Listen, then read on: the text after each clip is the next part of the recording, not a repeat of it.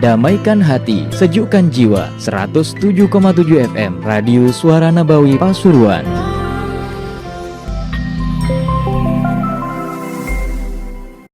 Sallallahu alaihi wasallam,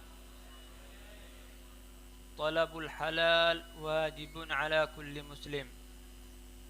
Rasul sallallahu alaihi wasallam beliau bersabda, mencari segala yang halal itu hukumnya wajib bagi setiap seorang muslim.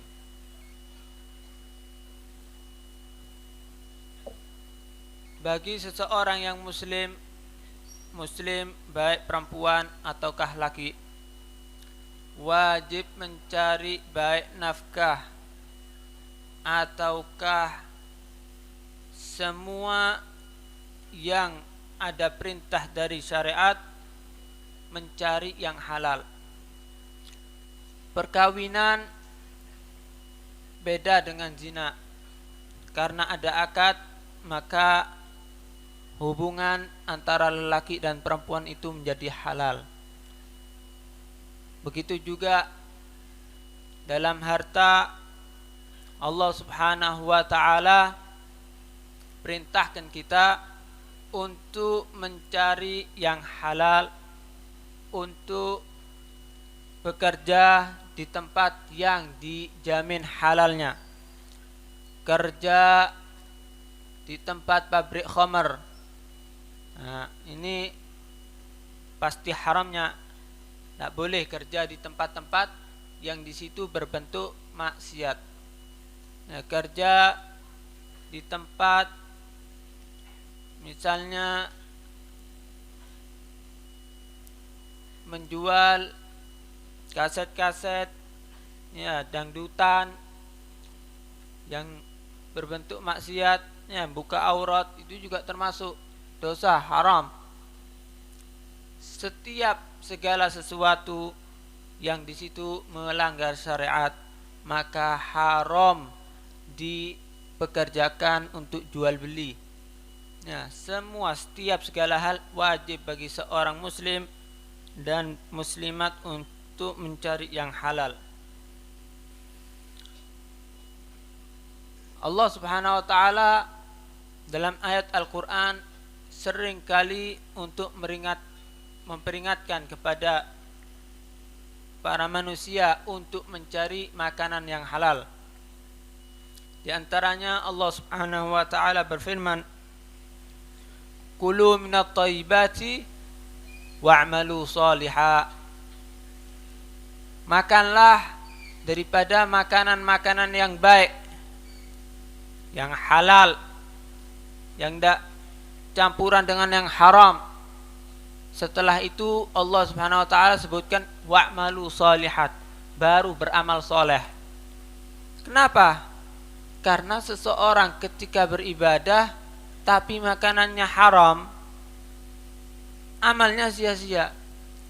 Disebutkan dalam kitab Zubat, wa ta'atun mimman haraman ya'kulu mithlul bina'i fawqa maujin yuj'alu. Orang taat, Masya Allah, ibadahnya setiap malam qiyamul lail, ya wiritan tak lepas, ibadah terus, zikir terus, tapi makanannya haram terus, maka amal ibadahnya ditolak. Seperti orang yang bangun ada di tengah-tengah ombak, bisa jadi dibangun, ditaruh semen, ya di ombak situ, bisa jadi bangunan? Tidak bisa, pondasinya tidak kuat karena ada ombak juga di sini. Nah, oleh karena itu orang yang taat sama seperti itu, tapi makanannya haram, amal ibadahnya sia-sia, akan ditolak oleh Allah Subhanahu wa ta'ala. Oleh karena itu Allah Subhanahu wa ta'ala perintahkan kita cari makan at-thayyibat, yang baik dulu, yang halal. Setelah itu baru Allah katakan wa'malu shaliha, setelah itu baru beramal yang soleh. Kalau orang-orang dulu, ya orang-orang dulu wara, ya istri itu pesan sama suaminya, Mas, kalau sampean bekerja, cari rezeki yang halal. Cari rezeki yang halal. Jangan sampai pulang membawa rezeki yang haram. Kalau tidak dapat, kita siap kelaparan. Cuma nahan kelaparan siap. Tapi kita tidak siap kalau masuk api neraka. Tidak tahu kalau sekarang mungkin, Mas, jangan pulang kecuali dapat uang. Entah caranya gimana, ya pokoknya harus dapat uang. Kira-kira orang Sungi yang satu apa yang dua nih? Insya Allah nomor 2 semua ini ya. Tapi ala kulli hal, kadang-kadang orang ini aneh juga. Dapat rezeki Masya Allah, tapi uang pertama yang dia dapatkan langsung dibuat beli gudang garam. Ya ini salah juga. Makanya istri-istri sekarang ini ya masuk akal kalau marah. Kita aja kalau lihat pengemis-pengemis ini, Masya Allah, banyak yang ngasih. Tapi ya gitu, buat makan sambil rokokan mintanya. Ya orang mau ngasih, waduh, ini setiap dikasih buat beli rokok, ini buat beli makanan. Oleh karena itu, kalau kerja dapat halal yang dapat rezeki yang halal, ya langsung diberikan kepada keluarganya. Karena itu rezeki yang halal itu bisa membantu, ya memudahkan diri untuk beribadah kepada Allah Subhanahu wa taala. Dalam hadis Rasul sallallahu alaihi wasallam, beliau juga bersabda, "Man sa'a ala 'iyalihi min hillih fahuwa kal mujahid fi sabilillah." Barang siapa seseorang yang dia berusaha memberi nafkah kepada keluarganya, tapi berusaha mencari rezeki yang halal, bukan asal dapat. Ya, pokoknya dapat uang, entah nyuri atau nyopet misalnya, bukan. Yang betul-betul cari rezeki yang halal, maka dia sama seperti orang yang jihad di jalan Allah Subhanahu wa taala. Jadi orang kerja ini ibadah, Pak. Yang justru aneh itu keluarganya dibiarkan kelaparan, dia ibadah di masjid terus. Pernah itu kejadian di zaman Sayyidina Umar radhiyallahu anhu. Dia pingin ibadah, tapi tidak perhatian sama nafkah keluarganya. Sayyidina Umar didatangi ke masjid, dipukul sama Sayyidina Umar, suruh keluar. Percuma amal ibadah, ya, tapi nafkah keluarganya dibiarkan. Keluarganya kelaparan. Ini justru dosa. Orang yang cari nafkah, ya, untuk keluarganya yang halal, maka pahalanya, ya, dianggap seperti orang yang jihad di jalan Allah Subhanahu wa taala.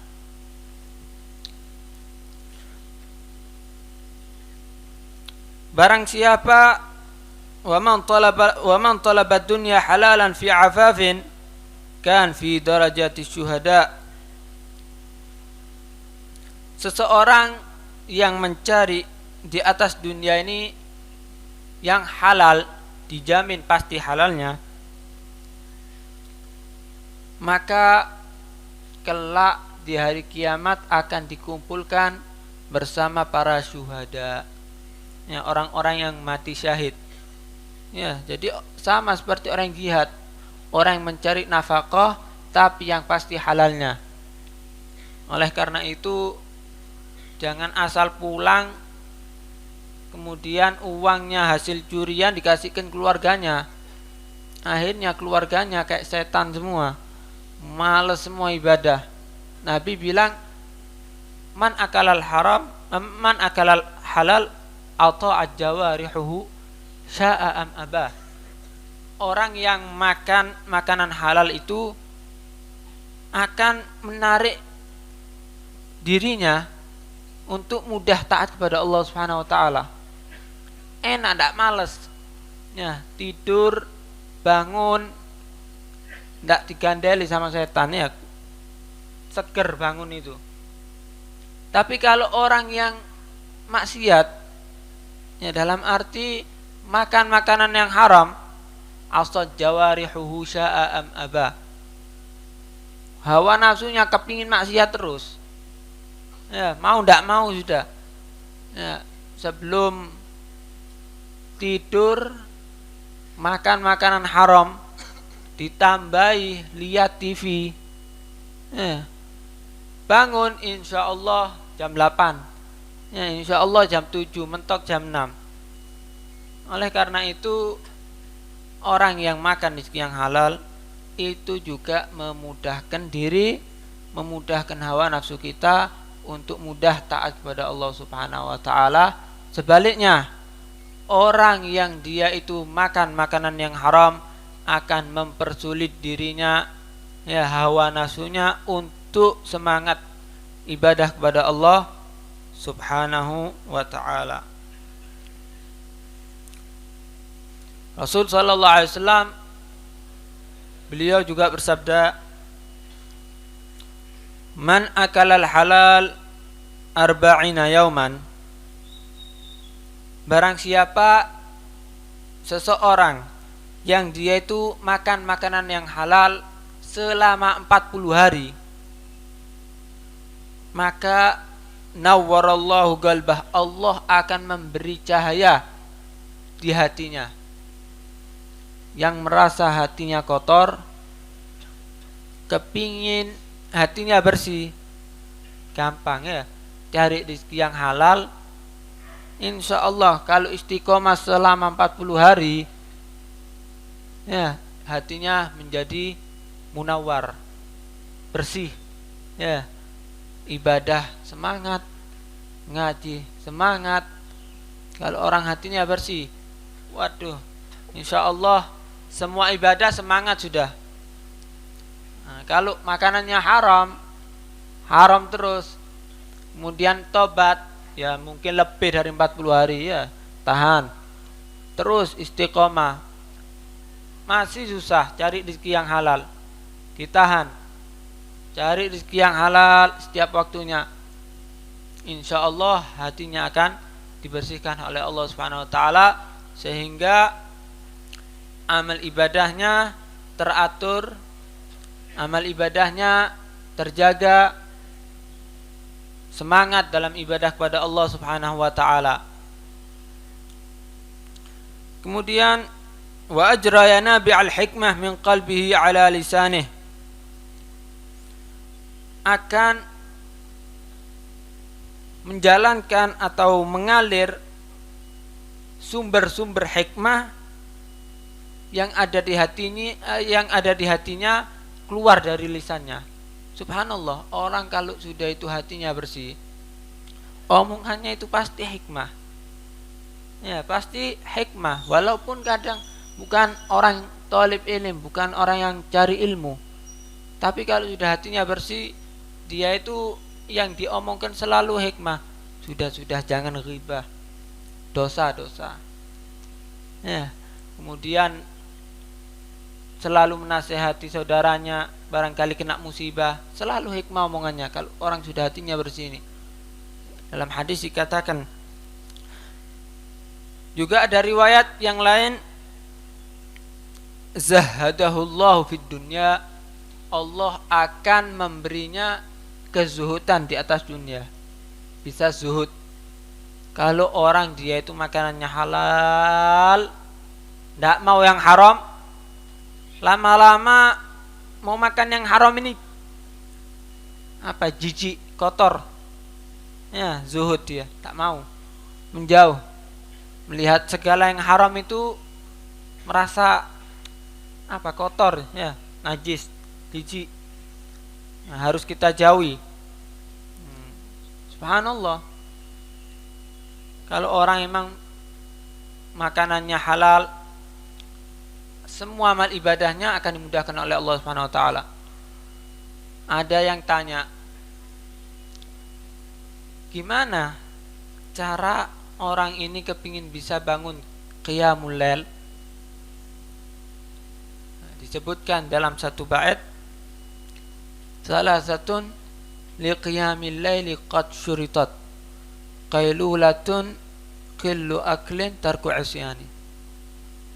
Orang yang kepingin qiyamul lail itu ada 3 syarat. Yang pertama harus qailulah. Tahu qailulah? Qailulah ini tidur sejenak sebelum zuhur ya, sampai awal zuhur. Qailulah dari kata-kata qalil. Apa qalil? Sedikit. Tidur sejenak. Kalau tidur mulai jam 7 sampai zuhur bukan qailulah itu. Kusairiyah itu banyak itu. Nah, tidur sejenak, tidur jam 11 atau setengah 11 sampai zuhur.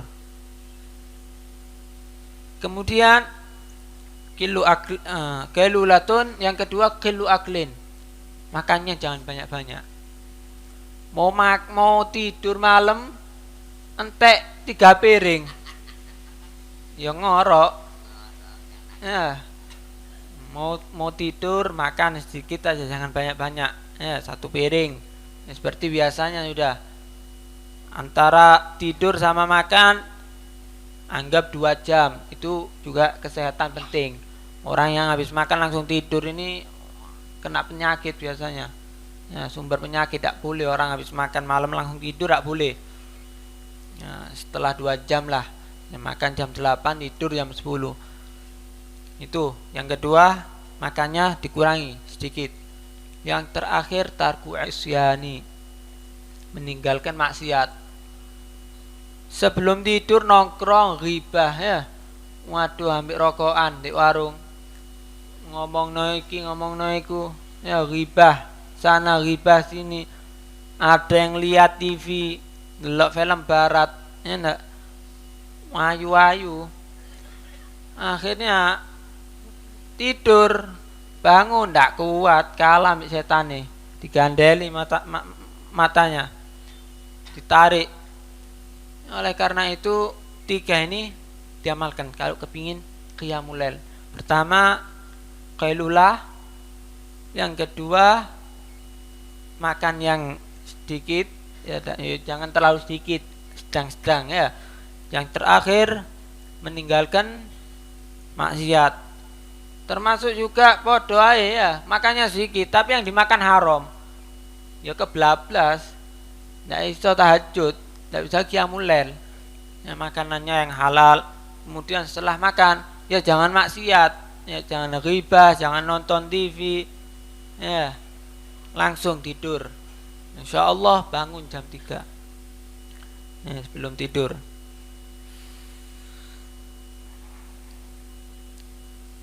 Rasul sallallahu alaihi wasallam ditanya kepada sahabat yang bernama Sa'ad, "Ya Rasul, bagaimana supaya doa kami ini dikabulkan oleh Allah Subhanahu wa taala? Yang mudah diterima oleh Allah Subhanahu wa taala?" Nabi Muhammad sallallahu alaihi wasallam beliau menjawab, "Hatib tu'matak." Perbagus makanan kamu, cari yang halal. Ya, bukan Nabi yang banyak ibadah 100 rakaat kemudian doa Anda. Hatib tu'matak. Ya, cari makanan yang baik, yang halal. Maka tustajab da'watuk, akan diijabahi, akan dikabulkan doa-doamu. Nah, oleh karena itu banyak khasiatnya orang yang makan halal, bersih hatinya, kemudian doanya dikabulkan oleh Allah Subhanahu wa taala.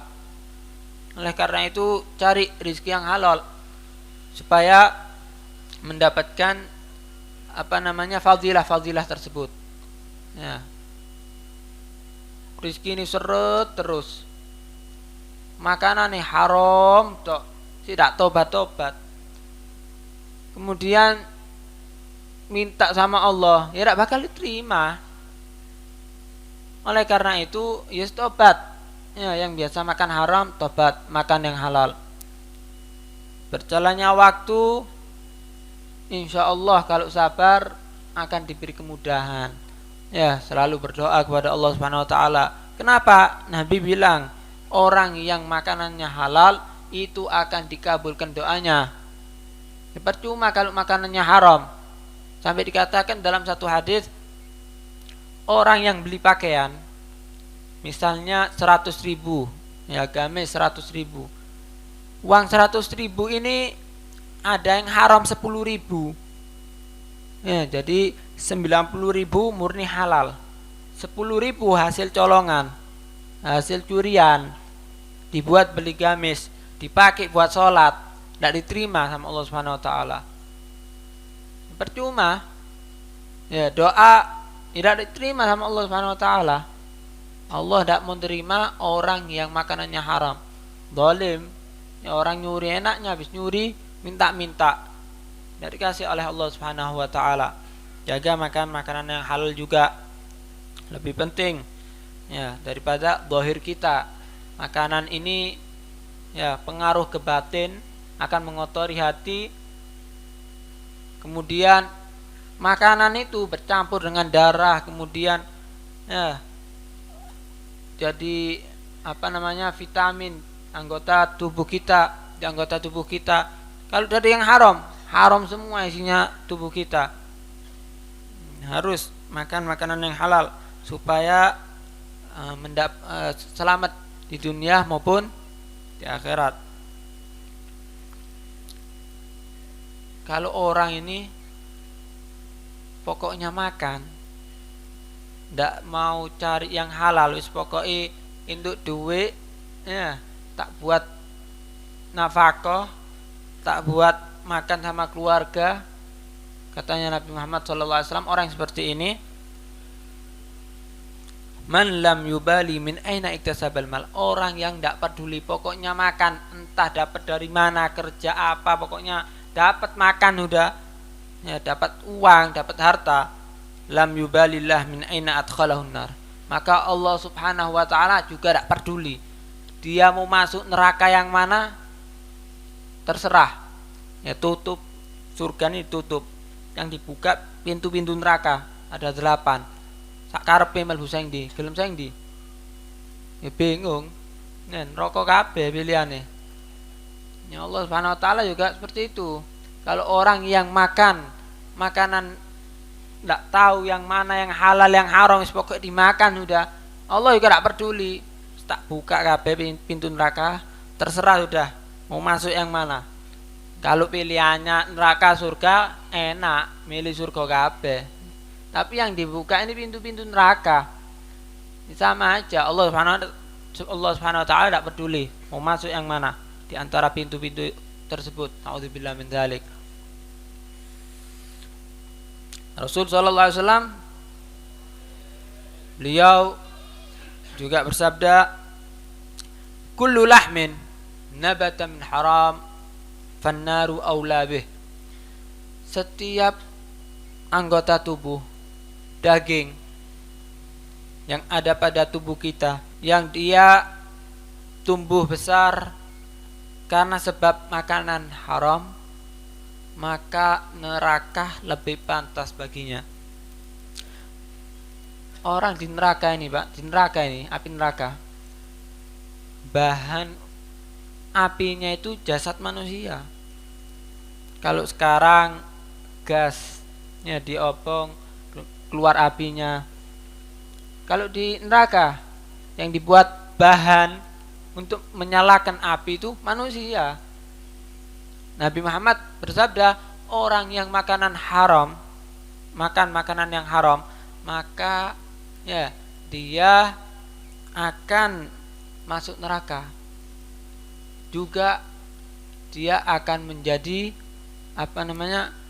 bahan untuk membaraknya api neraka. Na'udzubillah min dzalik. Coba sudah, kalau pulang kompornya hidupkan, satu jarinya masukkan, insya Allah belum masuk, ya kena panas dikit sudah ditarik, refleks. Bagaimana kalau satu tubuh kita dibakar? Na'udzubillah min dzalik. orang yang makan makanan haram, maka dijamin masuk nerakanya Allah Subhanahu wa taala.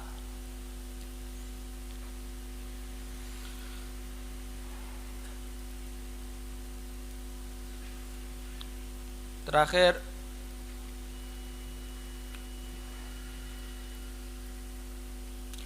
dalam hadis Rasul sallallahu alaihi wasallam, dia mengatakan, "Man iktasaba malan min haram." Barang siapa yang dia mendapatkan harta hasil kerja dari perbuatan yang haram, fa in tasaddaqa bih, kalau dibuat sedekah uang yang haram itu, nyuri dibuat sedekah untuk fuqara masakin, nyuri buat bangun masjid, nyuri buat bangun pondok, lam yuqbal minhu, tidak akan diterima oleh Allah Subhanahu wa taala. Iya, saya nyuri, saya buat bangun masjid, ini sama aja, tidak boleh. Hukumnya nyuri itu dilarang dalam syariat, walaupun untuk digunakan ibadah, bentuk ibadah. Saya nyuri buat bagikan fuqara sama masakin, saya nyuri buat bantu pondok, hati-hati, percuma, amalnya ditolak, justru dapat dosa. Orang yang menyuri ya untuk tujuan kebaikan tetap sia-sia, tidak akan terima amalnya oleh Allah Subhanahu wa taala. Wa in tarakahu wara'ahu kana zadahu ilan nar. Ya, kalau dibuat hal pribadi tambah lagi. Ya enggak?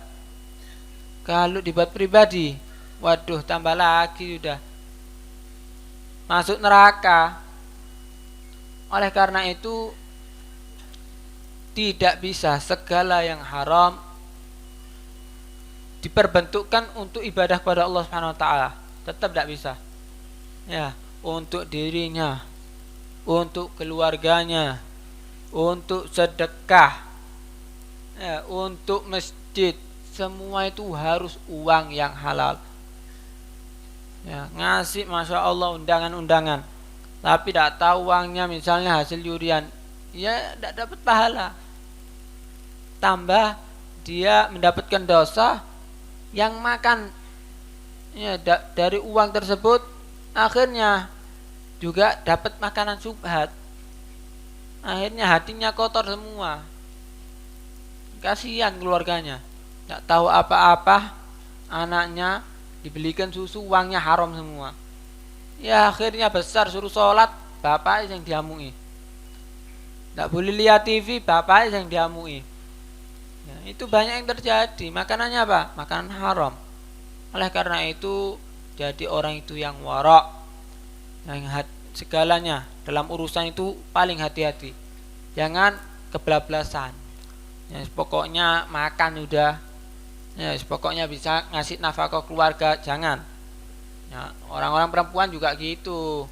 Kalau suaminya bekerja, Mas siap kelaparan, pokoknya rezekinya yang halal. Aja Mas, aja mulai lek gak enduk duit, waduh, ya repot pisan ini. Nah, saling mendukung untuk bentuk taat kepada Allah Subhanahu wa taala. Laki, perempuan, akhirnya jadi keluarga sakinah wal waqar, anaknya jadi anak yang soleh, anak yang solehah. Mungkin sedikit ini bisa memberi manfaat.